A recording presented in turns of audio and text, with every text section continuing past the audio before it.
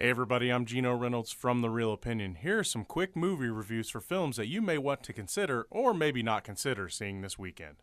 The first up is Wild. This is a decent story about self-discovery and is based on a true story. This is a type of movie where the story of the journey is better than the story at the end of the road. Now, I'm not saying I didn't like the ending, all I'm saying is that I felt the journey was much more interesting.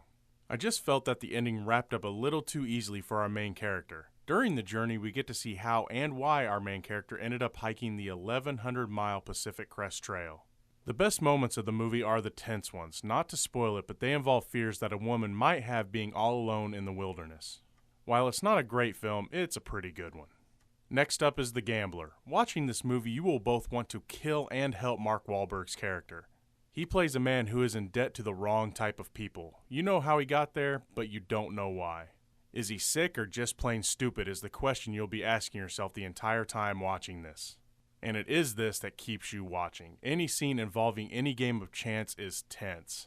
Anytime he bets on anything and wins, you only get to be happy for him for a second because he bets it all again.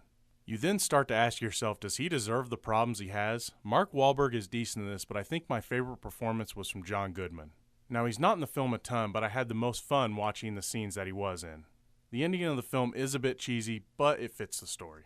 It's time for the interview. Alright, here is the one I'm sure a lot of you have been waiting for. Was it worth all the trouble? Well, yes and no.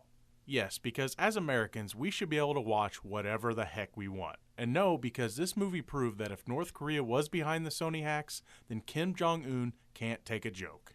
Honestly, this movie made more fun of Americans than it did North Koreans. I found this to be more satirical than offensive. This movie says that behind all of Kim Jong-un's tough guy attitude is an insecure son who can't live up to daddy's expectations. He likes margaritas, joyriding in his vintage tanks, basketball, and Katy Perry's song Firework.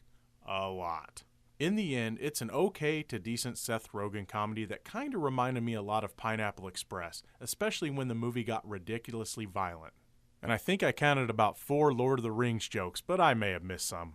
This movie also proves that James Franco is not as funny with Seth Rogen as his brother Dave is. This is one of those movies that you should enjoy with a crowd and have a good time. Check it out if you like Seth Rogen. And there you have it, but remember, it's only just one guy's opinion. I'm Geno Reynolds from The Real Opinion. Until next time.